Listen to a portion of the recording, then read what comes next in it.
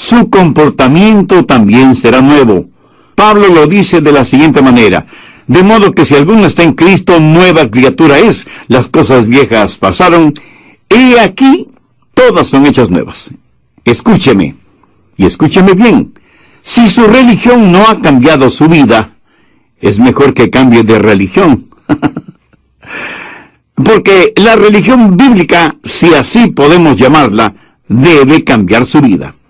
Así que Santiago 1:18 habla del nuevo nacimiento, y en el verso 19 se habla del nuevo comportamiento. Se cuenta que algunos hombres estaban hablando acerca de las nuevas traducciones de la Biblia, y uno de ellos dijo: a mí me gusta más la traducción de mi madre. Los demás le dijeron: pues no sabíamos que tu mamá era una persona tan erudita. ¿Cómo traduce ella la Biblia? Y el hombre contestó: mi madre traduce la Biblia en el vivir cotidiano. Todos se quedaron en silencio, pensativos, y yo creo que todos necesitamos traducir la Biblia en nuestras acciones diarias. Santiago habla acerca de 3 áreas pertinentes de nuestro comportamiento. Son instrucciones que el apóstol nos da porque somos nacidos de nuevo. Veamos otra vez el verso 19. Por esto, mis amados hermanos, todo hombre sea pronto para oír, o sea, sintonícese, tardo para hablar. Eso quiere decir, baje la voz. Tardo para irarse, lo cual quiere decir, sea agradable. Así que veamos primero, sintonícese, pronto para oír, listo para escuchar lo que Dios tiene que decirnos individualmente. Parece que algunas personas son completamente sordas o que escuchan solo lo que les conviene y no oyen la voz de Dios porque sus oídos espirituales están fuera de sintonía. La Biblia dice que debemos ser prontos para escuchar, pero no dice que debemos escuchar todo lo que se dice. Hay cosas que no debemos oírlas.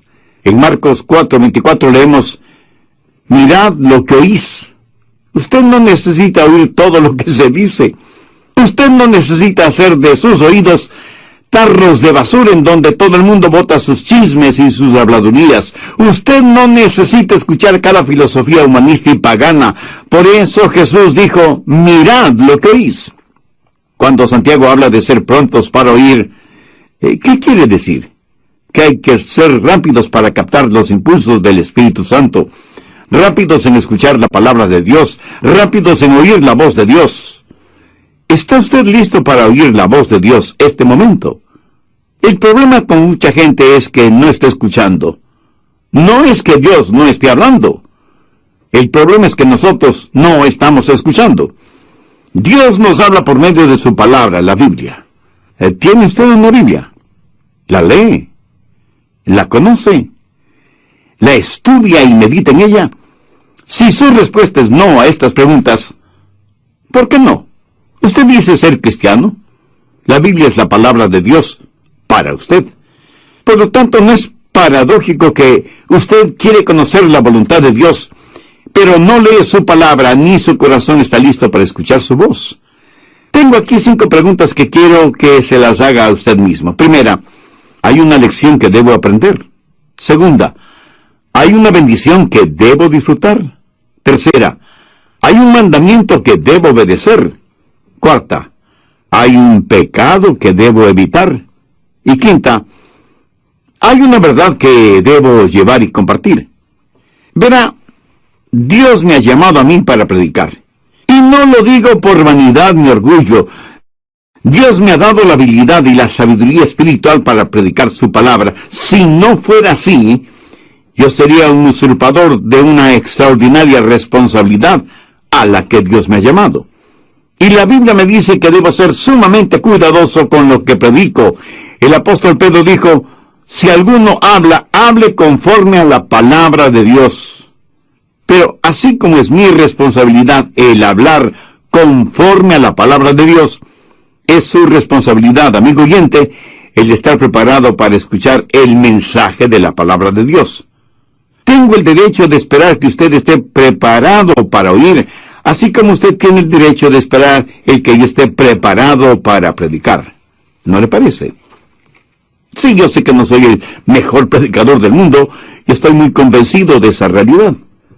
Sé que hay muchos otros siervos predicadores que son verdaderos eruditos bíblicos, pero escúcheme, aunque sé que otros pueden predicar mejor que yo, nadie, absolutamente nadie puede predicar un mejor evangelio, porque el evangelio es uno solo.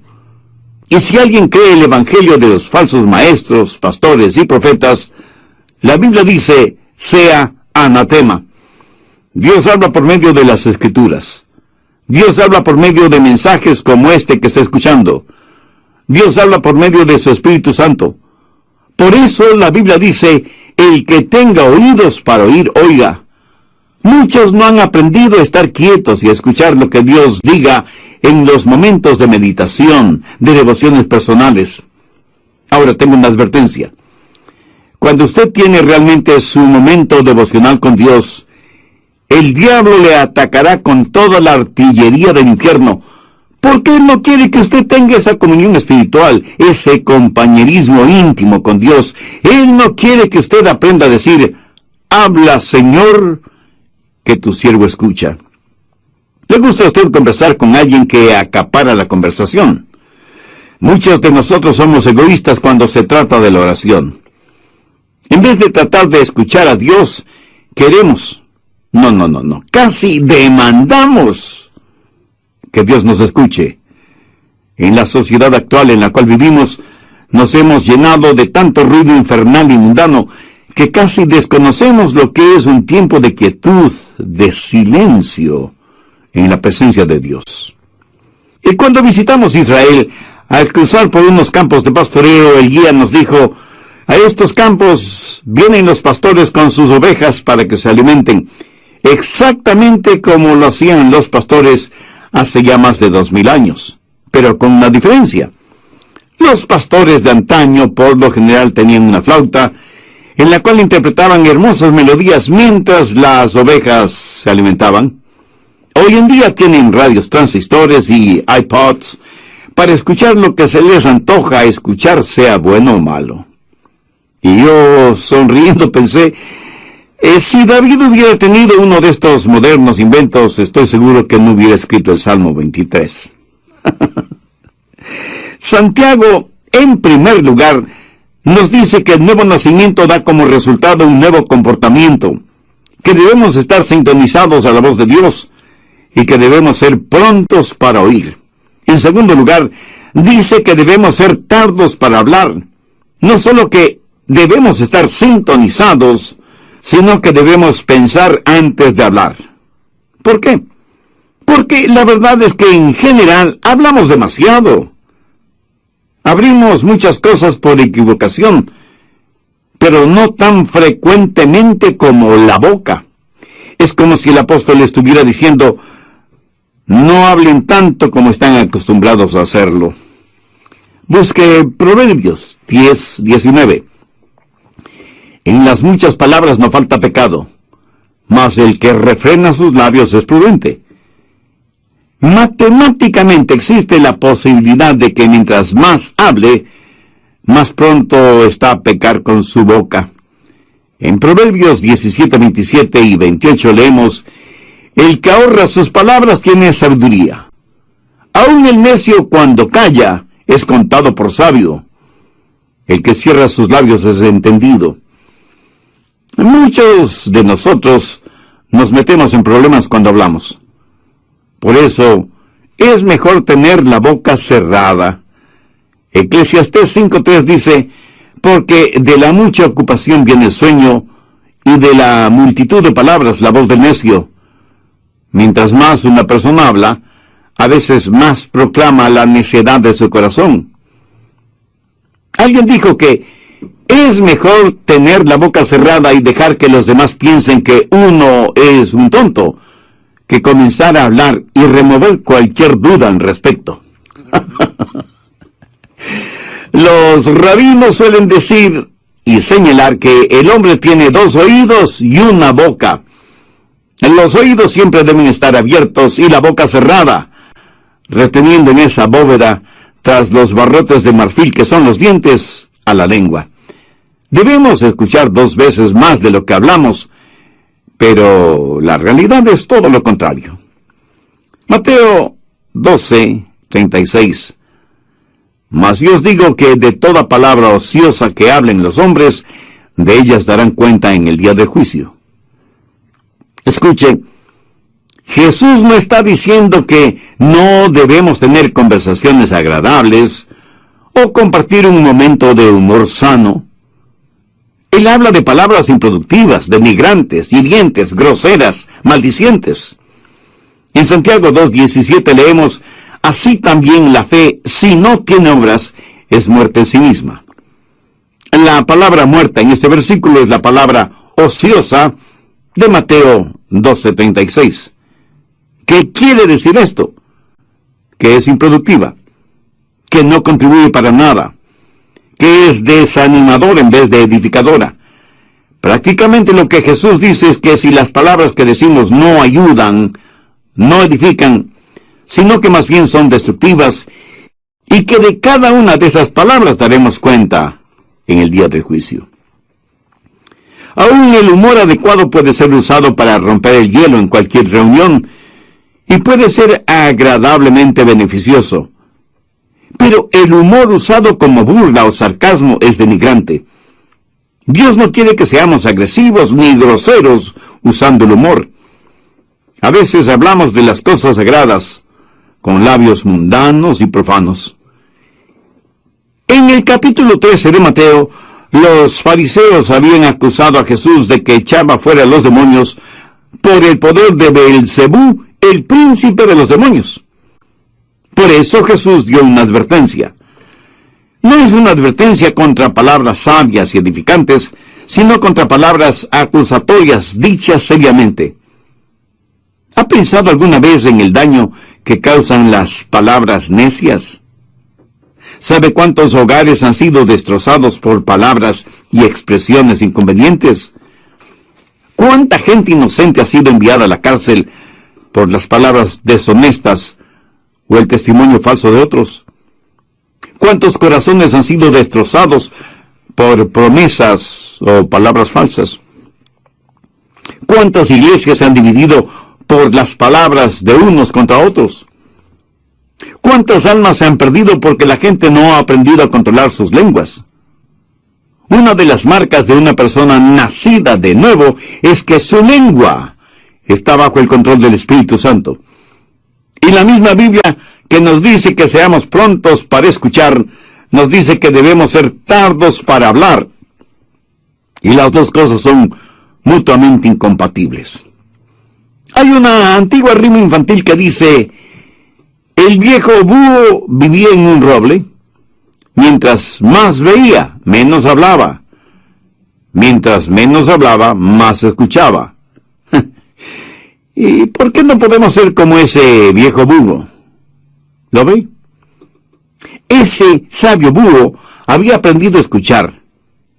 Muchos de nosotros nos asombraríamos de saber lo mucho que hablamos, y nos asombraríamos mucho más al saber que podemos hacer mucho bien a los demás, con menos de la mitad de lo que dijimos en todo el día. Salmo 141:3. Pon guarda a mi boca, oh Jehová, guarda la puerta de mis labios.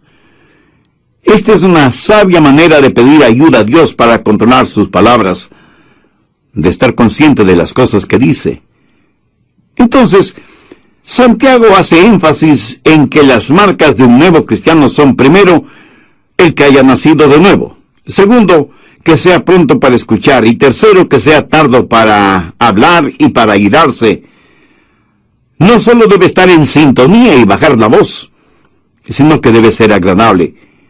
Y el ser agradable no es más que la suma, el amalgamiento de las dos primeras características. Cuando una persona comienza a escuchar más y hablar menos, afecta su temperamento porque aprende a controlar su corazón. Porque cuando sus pensamientos son controlados y su lengua es controlada, entonces su temperamento es controlado. Por eso Santiago dice que debemos ser lentos para la ira.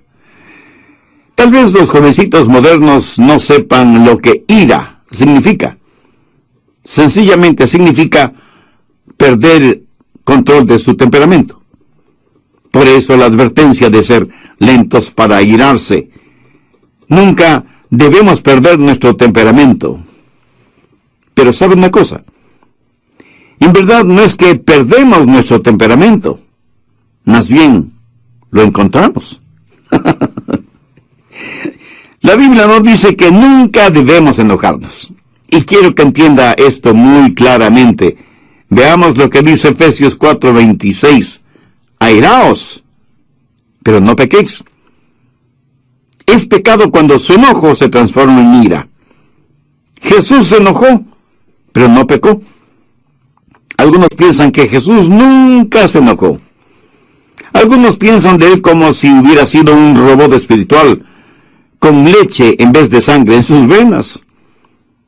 Jesús, el Dios hombre y el hombre Dios, se enojó. Busque Marcos 3:5. Entonces, mirándoles alrededor con enojo, entristecido por la dureza de sus corazones, dijo al hombre: extiende tu mano. Y él la extendió, y la mano le fue restaurada, sana. ¿Lo notó? Lo que enojó a Jesús fue la dureza del corazón de ellos frente al dolor y la necesidad de otros seres humanos. Ahora escúcheme muy atentamente. Algo no está bien con usted si es que algunas cosas no le enojan. Pero tenga cuidado. La Biblia dice, airaos, pero no pequéis. Y el apóstol Santiago dice que debemos ser lentos para la ira, porque en general es muy fácil para nosotros el hacer desaparecer los límites de una indignación justa con nuestras irritaciones personales. Recuerde que la ira de los hombres no obra la justicia de Dios, porque nuestras iras son irracionales, y aquello que es irracional no puede jamás ser justo. Solo Dios es justo. Su justicia demanda el castigo de nuestros pecados, pero su amor nos redime y protege. Somos criaturas que todo lo racionalizamos. A nuestros viles temperamentos los llamamos indignación santa. ¿Sabía que usted puede ser bueno y malo, malo y bueno al mismo tiempo? Veamos esto de bueno y malo. Asegúrese de que los siguientes tres elementos estén presentes. Primero, que su enojo sea por una razón justa. Verá, por lo general nos enojamos cuando nos empujan, o cuando creemos que nuestros derechos no son quitados, o cuando alguien nos ofende, o alguien se mete bravuconamente delante de nosotros en una fila. Ah, cómo nos enojan esas cosas, ¿verdad? Ahora, aunque en la Biblia leemos que Jesús se enojó, su enojo siempre fue justificado. No hay ninguna expresión derogatoria contra otras personas, excepto los fariseos y los publicanos. Pero cuando Jesús en forma personal fue maltratado, insultado, golpeado y finalmente crucificado, jamás pronunció una palabra de enojo. Más bien desde la cruz dijo a su Padre que perdonara a aquellos que le hicieron lo que le hicieron, porque no sabían lo que hacían. La mayoría de nosotros nos enojamos cuando alguien nos hace daño. Jesús se enojó cuando vio sufrir a otros seres humanos. Cuando usted se enoje, asegúrese de que su enojo es justo y por la razón adecuada.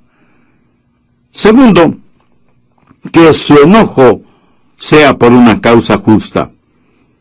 Jesús, por lo general, no se enojó con los individuos porque él amaba a las personas. Jesús se enojó contra instituciones, y ritos, y pecados, no contra el pecador. Usted puede enojarse por el daño que le han hecho, pero no contra quienes le hicieron ese daño. Pero eso es exactamente lo que hacemos, nos enojamos con las personas. Y si bien es cierto que Jesús se enojó frente a corazones endurecidos, y demostró físicamente su enojo contra los que habían hecho de la casa de su padre un mercado de ladrones, sin embargo, Él fue compasivo y tierno con aquellos que estaban esclavizados por sus pecados. Tanto es así que le llamaron amigo de pecadores. Permítame decir algo a los jóvenes predicadores que seguramente están escuchando este programa. Espero que en sus ministerios ustedes prediquen contra el licor, drogas, pornografía, homosexualismo y todo lo demás, pero que lo hagan con firmeza y con convicción, no carente de compasión. Prediquen firmemente, contundentemente contra el pecado, pero amen profundamente al pecador. Enójese, sienta iras contra el pecado, pero ame sin restricciones al pecador. Porque eso es exactamente lo que el Señor Jesucristo hizo, y nosotros, si somos hijos suyos, no debemos hacer menos. Jesús se enojó por la razón justa y por la causa correcta. En tercer lugar, se enojó de la manera adecuada. Su enojo le hizo parte de la solución, sin agrandar más el problema. Mi amigo, cuando usted pierde su temperamento, de ninguna manera podrá ser parte de la solución, sino que se vuelve parte del problema. Recuerde que, como dice Santiago, la ira del hombre no obra la justicia de Dios. Cuando es el enojo de Dios, cuando el enojo es santo, entonces la justicia de Dios hará su obra. Es mejor aprender que cuando levantamos nuestra voz, también debemos levantar nuestras manos y hacer algo acerca de la situación. No se requiere ser muy inteligente para criticar. Cualquiera puede hacerlo. La Biblia dice que debemos ser lentos para la ira.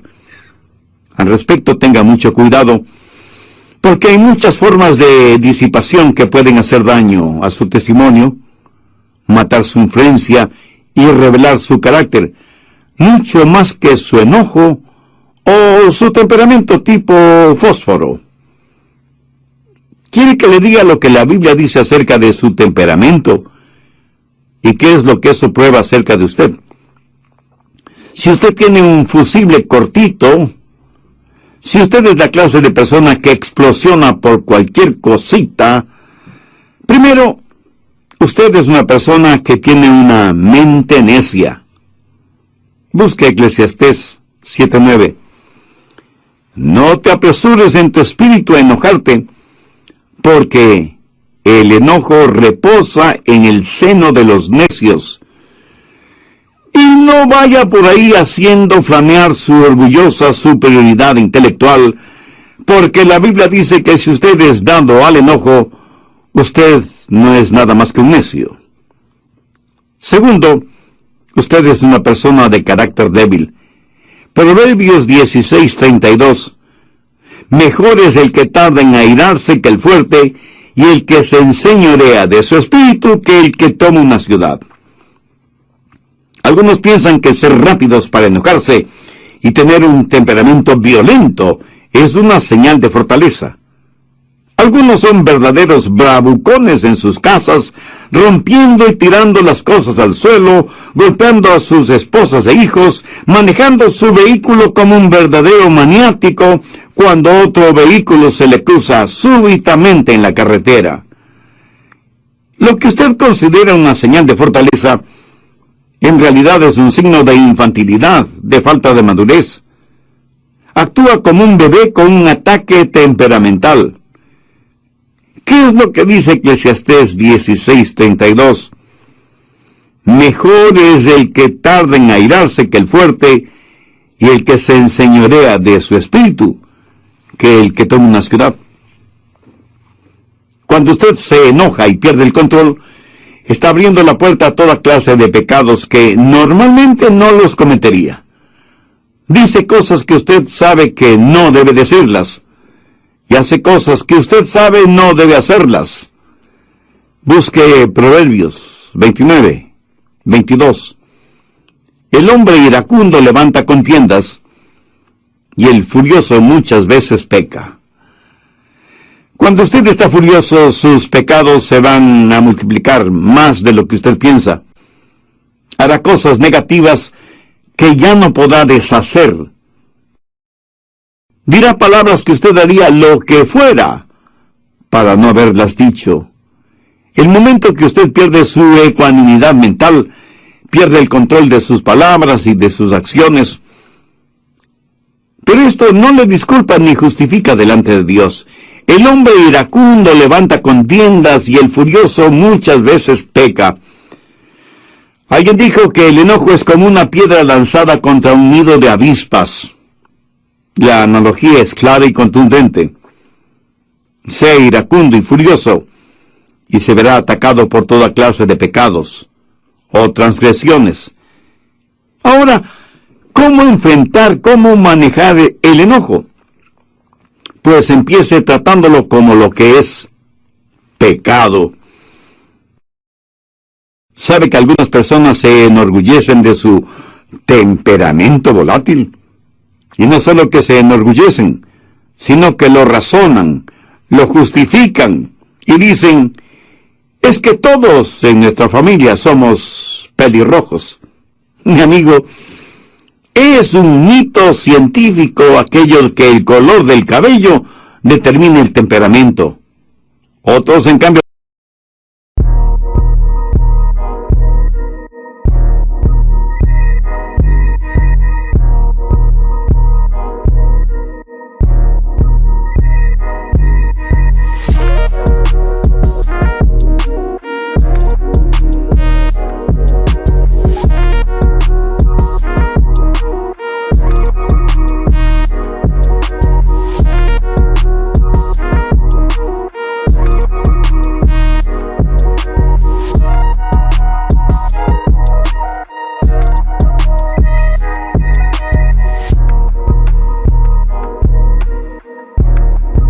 dicen: mi carácter es hereditario, lo temperamental lo heredé de mi padre. Eso puede ser cierto si es que su padre es el diablo. Y unos cuantos más dicen: mis explosiones temperamentales son muy rápidas, me calmo casi enseguida. Un hombre con una subametralladora dispara indiscriminadamente contra una multitud. Ese acto dura solo unos segundos, pero ha dejado muertos y heridos. Y no solo se ha perdido vidas humanas, sino que muchos hogares quedan destrozados. Tratamos de razonar, justificar nuestro enojo, nuestro temperamento. A veces hasta lo minimizamos y hacemos bromas como si fuera algo gracioso. El enojo no es una debilidad, es una maldad. Un temperamento violento tiene que ser visto como un temperamento vil. Y aunque usted no lo crea, lo que usted dice y actúa bajo la influencia de su enojo y su temperamento volátil, eso es lo que usted es. Porque todo esto que está dentro de usted sale a la superficie. ¿Quiere saber lo que hay en su corazón? Pues ponga atención a lo que dice y hace en un momento de enojo. Si usted está lleno de Jesús, Jesús le saldrá hasta por los poros de la piel. Y permítame decirle algo más. Usted no puede juzgar a una persona por lo que es, por sus acciones. La única manera de controlar un temperamento descontrolado es teniendo el corazón lleno de Jesucristo. Como usted ya se habrá dado cuenta, Santiago es eminentemente práctico al aconsejar. Y aquí encontramos una pequeña pero fuerte cadena de 3 eslabones: sintonizar, bajar la voz y ser agradable. Verá, cuando comienzo a escuchar, cuando dejo de monopolizar la conversación, entonces aprendo a controlar mi temperamento, porque mis pensamientos y mis palabras tienen una forma de animar mi espíritu. ¿Sabía que usted puede animar a su espíritu con sus propias palabras? ¿Sabe que cuando verbaliza cosas buenas, usted se siente bien? Y que cuando verbaliza cosas negativas, usted se siente mal. Muchos de ustedes, si tienen la tendencia a argumentar con su cónyuge, por lo menos sea cuidadoso o cuidadosa con sus palabras. Se sorprendería al saber cómo sus palabras controlan su espíritu. Muchas veces hablamos sin pensar, pero después de que hemos dicho ciertas palabras, tenemos la tendencia a vivir esas cosas. Veamos lo que dice Proverbios 15:1. La blanda respuesta quita la ira, mas la palabra áspera hace subir el furor. Así que cuando escucha más y habla menos, descubrirá que tiene más control sobre su espíritu. Una palabra descomedida puede empezar un pleito. Una palabra cruel puede arruinar una vida. Una palabra amarga puede inyectar veneno. Una palabra brutal puede aniquilar una vida. Una palabra comedida será como un remedio. Una palabra gozosa puede iluminar el día. Una palabra a tiempo puede sanar heridas. Una palabra de amor es una palabra bendecida. Y todo esto es posible porque hemos nacido de nuevo. Todo es posible por medio del Señor Jesucristo. Mi amigo, escúcheme. Jesucristo no vino para hacernos personas buenitas. Él vino para hacernos nuevas criaturas. Y estas cosas de las que habla Santiago son los frutos de una persona nacida de nuevo. ¿Ha nacido usted de nuevo? ¿Ha recibido a Cristo en su corazón como Salvador y Señor?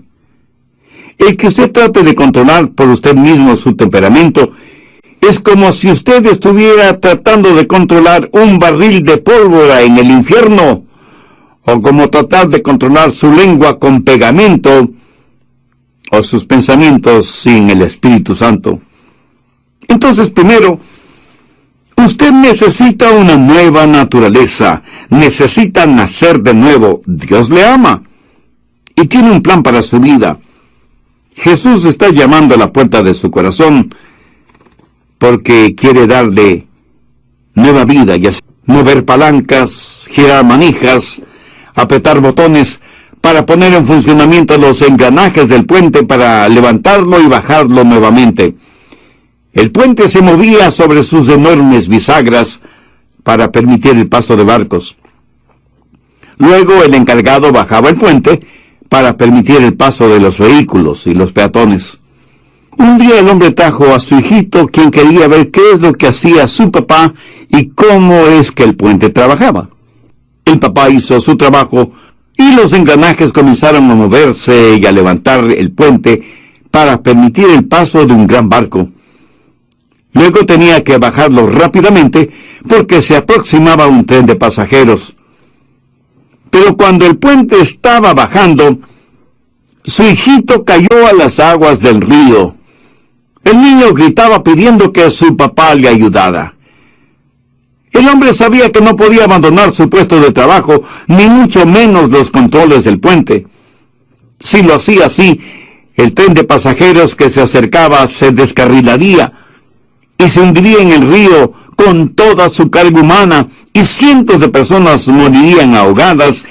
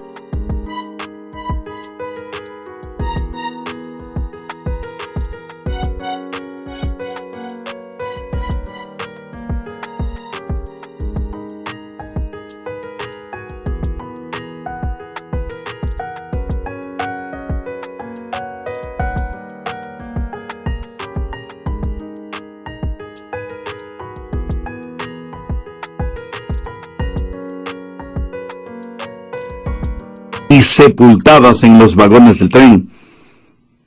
El hombre tuvo que tomar una decisión. se quedó en los controles, bajando el puente para que el tren pudiera pasar con seguridad, mientras con el corazón destrozado veía a su pequeño hijo desaparecer en las aguas del río. Nunca encontraron el cadáver del niño. Y cuando escuché esta historia, pensé en todas las personas que estaban en el tren, que vieron al hombre manejando los controles del puente, que agitaron sus manos y le sonrieron, y que nunca supieron el precio que ese hombre tuvo que pagar para salvarles. Espero que usted no haga eso con Dios, agitar la mano y sonreírle. Quiero que sepa que Dios puso a su Hijo Jesucristo en la cruz para que usted pueda cruzar con seguridad de la tierra al cielo. Quiero que sepa que Dios ama de tal manera al mundo, y aquí estamos usted y yo incluidos, que dio a su Hijo unigénito para que pagara el precio de la culpa de sus pecados. No los de Jesús, porque Él nunca pecó, sino sus pecados, para que usted sea salvo. Si